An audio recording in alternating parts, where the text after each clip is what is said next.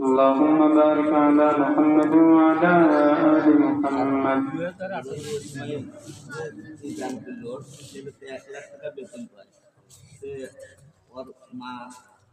অসুস্থ ইসমাইলের মা আর ইসমাইলের স্ত্রী অসুস্থ নাইম হোসেন ওই 1 লাখ টাকা বেতন পায় সিঙ্গাপুর থাকে। তার মধ্যে ওর মা যদি সুস্থ হয় আমরা একে অপরের জন্য দোয়া করব, বাংলাদেশের জন্য দোয়া করবো। আল্লাহ পাক যেন বাংলাদেশের শাসন ক্ষমতায় একজন ইনসাফওয়ালা ইসলামী শাসন ব্যবস্থা যেন আল্লাহ পাক কায়েম করে দেন, এই জন্য আমরা বেশি দোয়া করবো। যদি শাসন ব্যবস্থায় কোনো ইসলামিক কোনো দল আসে, এমন ব্যক্তি আসে তার ভিতরে ইসলামের তাহজিব তামাদ্দুন থাকবে, আশা করা যায় সে প্রজাদের উপর, জনগণের উপর ইনসাফ প্রতিষ্ঠিত করবে। আলহামদুলিল্লাহি রাব্বিল আলামিন, আসসালাতু ওয়াসসালামু আলা সাইয়্যিদিল আমবিয়া ওয়াল মুরসালিন ওয়া আলা আলিহি ওয়া আসহাবিহি আজমাইন। ربنا ظلمنا أنفسنا وإن لم تغفر لنا وترحمنا لنكونن من الخاسرين. ربنا فاغفر لنا ذنوبنا وكفر عنا سيئاتنا وتوفنا مع الأبرار. يا أول الأولين ويا آخر الآخرين ويا ذا القوة المتين ويا راحم المساكين. يا حنان يا منان يا أرحم الراحمين. أي الله يا رب العالمين, अपने तकयतक नस्मंदर निकल जमीन रुपरे. أي الله अहमदपुर बालाकुल নুরানি হাফিজা মাদ্রাসার উদ্যোগে আজকের এই বিশাল তাফসীরুল কোরআন মাহফিলে আয় আল্লাহ তোমার কিছু পাগল পারা বান্দা আরামের বিছানা হারাম করে আয় আল্লাহ গভীর রজনী পর্যন্ত কনকনে শীতের মধ্যে বসে আয় আল্লাহ কোরআন সুন্নাহর কিছু আলোচনা শুনলো। আয় আল্লাহ আলোচনা শোনার পর আয় আল্লাহ জিন্দেগির গুনার কথা স্মরণ করে গুনাহের মাফির জন্য তোমার দরবারে ভিক্ষুকের মতো দুইখানা হাত উত্তোলন করে দিয়েছি। ও আসমানের মালিক, গুনাহের দিকে তাকাইলে জাহান্নাম ছাড়া আর কিছুই দেখি না গো মাওলা। আয় আল্লাহ বান্দা যতই গুনাহ করুক না কেন তোমার রহমতের চাইতে তো বেশি গুনাহ করি নাই। আয় আল্লাহ তুমি আমাদের গুনাহের দিকে না তাকাইয়া তোমার রহমতের দিকে তাকাইয়া জিন্দেগির সব গুনাহগুলোকে মাফ করে দাও। আয় আল্লাহ আজকে বাংলাদেশের বিশ্বের মধ্যে আয় আল্লাহ যতগুলো মুসলিম দেশ রয়েছে আয় আল্লাহ আজকে আয় আল্লাহ বিভিন্ন ভাবে খবর আসে, বিভিন্ন জায়গায় মুসলিম নরনারী নির্যাতিত নিষ্পেষিত গো মাওলা। আয় আল্লাহ আর কতদিন মুসলিম জাতিরা ইহুদি খ্রিস্টানদের হাতে নির্যাতিত হবে, নিষ্পেষিত হবে। আয় আল্লাহ ফিলিস্তিনের মুসলমান,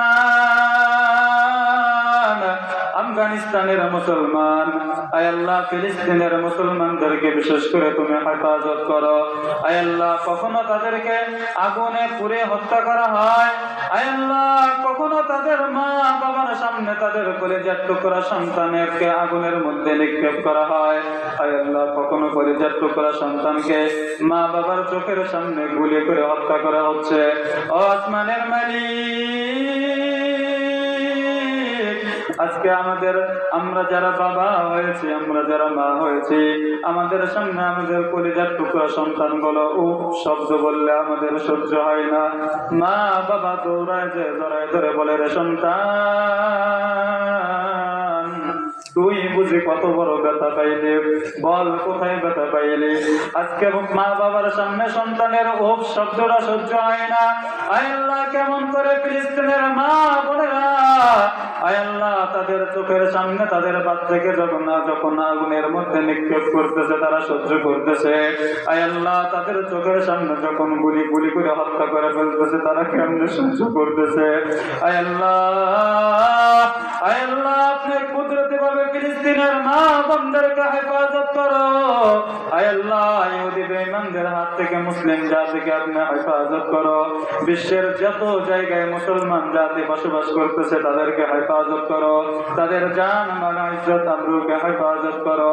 আয় আল্লাহ, আমরা যারা হাত উত্তোলন করেছে আমরা প্রত্যেকেই গুনাহগার, গুনাহ করতে করতে অন্তরে মরিচিকা পড়ে গেছে।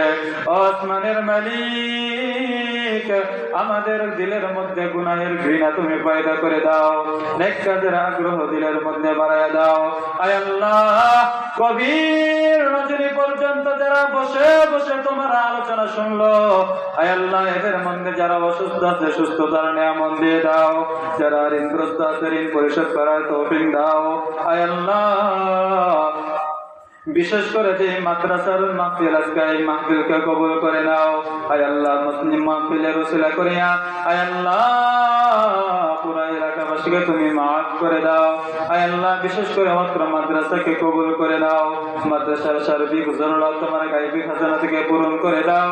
যারা অর্থ দিয়ে, মেধা দিয়ে, শ্রম দিয়ে, সময় দিয়ে মাদ্রাসাকে সহযোগিতা করতেছে কবুল করে নাও। আয় আল্লাহ, এই মাদ্রাসাকে তুমি কিয়ামত পর্যন্ত কায়েম আর দায়েম বানাও। আয় আল্লাহ, এখান থেকে ছাত্রদেরকে মানুষের মতো মানুষ হয়ে দেশ ও জাতির সেবা যত্ন করার তৌফিক দাও।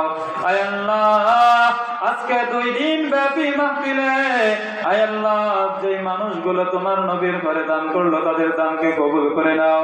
আয় আল্লাহ, যারা যারা দান করেছে তাদের দানকে কবুল করে কামাই রুজির মধ্যে বরকত দিয়ে দাও। আয় আল্লাহ, নাইম ভাইয়ের মা বড়ই অসুস্থ, আয় আল্লাহ অর্থ দিয়ে দান করে দোয়া চেয়েছে গো মাওলা। আয় আল্লাহ, ওই মাকে তুমি পরিপূর্ণ সুস্থতার নিয়ামত দিয়ে দাও। যে ঔষধের মাধ্যমে সুস্থ হবে ওই ঔষধের ব্যবস্থা করে দাও। আয় আল্লাহ, সুস্থতার মাধ্যমে পরিবারের সবাইকে সুখে শান্তিতে জীবন যাপন করার তৌফিক দিয়ে দাও। নাইম ভাইয়ের কামাই রুজির মধ্যেও বরকত দাও।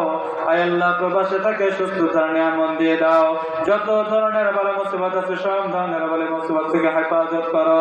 আয় আল্লাহ, প্রবাস থেকে যত ভাই আয় আল্লাহ এই মসজিদে মাহফিলে দান সঙ্গ করেছে তাদের সবাইকে তুমি কবুল করে নাও, কামাই রুজির মধ্যে বরকত দাও। আয় আল্লাহ, যত ধরনের বালা মুসিবত আছে সব ধরনের বালা মুসিবত থেকে হেফাজত করো। আয় আল্লাহ, বিশেষ করে মাওলা মা বোনেরাও আসছে, মা বোনদের দোয়াকে তুমি কবুল করে নাও। 5 ওয়াক্ত নামাজ ওয়ালা বানাইয়া দাও, পর্দা নিশিন বানাইয়া দাও। আল্লাহ, আম্মা জান খাদিজা রাদিয়াল্লাহু তাআলা আনহার মতো বানাইয়া দাও। আয় আল্লাহ, স্বামীর ইতাআত করে আয় আল্লাহ তোমার গোলামি করে যেন দুনিয়া থেকে জান্নাত অর্জন করতে পারে তৌফিক দিয়ে দাও। আয় আল্লাহ, এই গভীর রজনীতে শেষ মুহূর্তে তোমার দরবারে 2 খানা হাত উত্তোলন করে দিয়েছি। আয় আল্লাহ, গভীর রজনীতে আমাদের মনে পড়ে গেল আমাদের জনম দুঃখিনী মা বাবার কথা। আয় আল্লাহ, এমন সন্তান আছে যে সন্তান বাড়িতে যাবে, বাড়িতে যে দেখবে তার মা এখনো ঘুমাই নাই, সন্তানের অপেক্ষায় এখনো বসে আছে। সন্তান বাড়িতে যাবে আর মা বলবে রে সন্তান আয় আয় তুই আমার কোলে আয়, যা বাবা তুই এখন যে ঘুমিয়ে পড়। আয় আল্লাহ, আবার এমন সন্তান আছে যে সন্তান বাড়িতে যাবে কিন্তু মাকে আর দেখবে না, বাবাকে আর দেখবে না। মা বাবা যে ঘরে থাকতো, যেই খাটে ঘুমাইতো, যেই চেয়ারে বসতো, ওইগুলো আজ বিদ্যমান কিন্তু বাবাও নাই, মা নাই। আয় আল্লাহ, তোমার হাবিব মায়ের নবী বড় ইতিম। আয় আল্লাহ, দুনিয়াতে আসার আগে জনম দুঃখিনী বাবাকে হারাইয়া ফেলছে। আয় আল্লাহ, দুনিয়াতে আসার পর অল্প কিছুদিনের মধ্যেই চরম দুঃখিনী মাকেও হারাইয়া ফেলছে। আয় আল্লাহ, আমার মায়ের নবীও বড় ইতিম। আয় আল্লাহ, তুমি এই ময়দানের দিকে তাকাইয়া দেখো, ইতিম হয়ে মা বাবাকে হারায় যারা তোমার দরবারে দুইখানা হাত উত্তোলন করেছে, আমিন আমিন বলতেছে। আয় আল্লাহ, ওই সন্তানের দোয়া তুমি ফিরাইয়া দিও না। আয় আল্লাহ, দুনিয়ার মধ্যে মা যে কত বড় নিয়ামত, যে সন্তান হারায় ফেলছে ওই সন্তানকে জিজ্ঞেস করলেই বোঝা যায়। আয় আল্লাহ, একজন মা তার সন্তানকে কত ভালোবাসে, মহব্বত করে।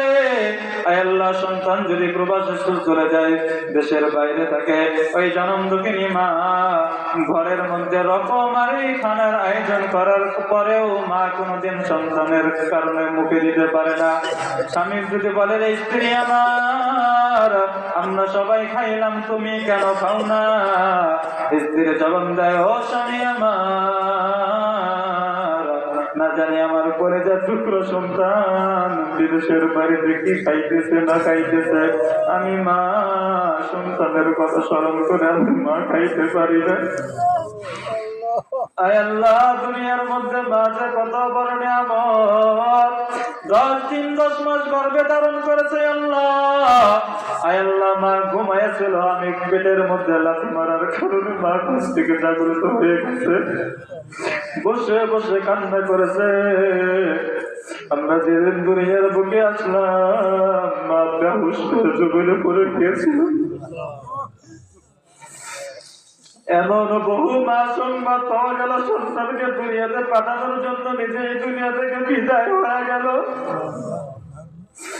আয় আল্লাহ, জানি না ওই জনম দুঃখিনী মা বাবাকে হারায় কোন সন্তান মা মা বলে চিৎকার করে তোমার দরবারে হাত উত্তোলন করলো। আয় আল্লাহ, আমিও তো বাবা হারা সন্তান, আজ থেকে 20-22 বছর হয়ে গেল, কোনদিন বাবা বলে ডাক দিতে পারি নাই গো মৌলা। আমার মতো হয়তো বহু যুবক আর কোনদিন বাবাকে বাবা বলে ডাক দিতে পারে না। ও আসমানের মালিক, জানি না ওই জনম দুঃখিনী মা বাবা কবরের মধ্যে কোন হারত আছে। আজকে বিশ্বের এক প্রান্ত থেকে আর এক প্রান্তের খবর নেওয়া যায়, কিন্তু বাড়ির পাশে মাত্র 3.5 হাত মাটির নিচে জনম দুঃখিনী মা বাবাকে রেখে আসলে আবার কোনদিন খবর নেওয়া যায় না। আয় আল্লাহ, তাদের জন্য দোয়া করি, যদি তাদের কোনো গুনাহের কারণে আযাবের ফেরেশতা নাযিল হয়, আয় আল্লাহ, এই গভীর রজনীতে সন্তানের দোয়ার বদৌলতে, তোমার গুণবাচক নামের বদৌলতে ওই মা বাবার কবরকে তুমি বাগে জান্নাত বানায় দাও। আয় আল্লাহ, সংকীর্ণ কবরকে প্রশস্ত বানায় দাও, জান্নাতের নাজ নেয়ামত দ্বারা মা বাবার কবরকে ভরপুর করে দাও। আয় আল্লাহ, যাদের মা বাবা দুনিয়াতে বেঁচে আছে, মা বাবার খেদমত করার তৌফিক দাও, মা বাবার বাধ্যগত সন্তান হিসেবে কবুল করে নাও। আয় আল্লাহ, আমরা যারা হাত উত্তোলন করেছি, আমরাও তো ওই কবরের যাত্রী, কখন যেন মালাকুল মউত চলে আসে। আয় আল্লাহ, আমরা দুর্বল মানুষ, জাহান্নামের আগুন সহ্য করার ক্ষমতা আমাদের কারো নাই। আয় আল্লাহ, জাহান্নামের আসামি বানায় আমাদের কাউকে কবরে ডাক দিয়েন না, জান্নাতের মেহমান বানায় আমাদের সবাইকে কবরে নাও। আয় আল্লাহ, কবরে যাওয়ার পূর্বে কবরের সামনা গুছানোর তৌফিক দাও। আয় আল্লাহ, আপনার হাবিবের উসিলায় আমাদের দোয়াকে কবুল আর মঞ্জুর করে নাও। রব্বির রহমহুমা কামা রব্বায়ানি সগীরা ওয়া কুর রব্বির রহমহুমা কামা রব্বায়ানি সগীরা। আয় আল্লাহ, মালাকুল মউত যখন চলে আসবে, আমাদের জবানে মধুর কালিমা জারি করিয়া দিয়েন, লা ইলাহা ইল্লাল্লাহ মুহাম্মাদুর রাসূলুল্লাহ সাল্লাল্লাহু আলাইহি ওয়াসাল্লাম।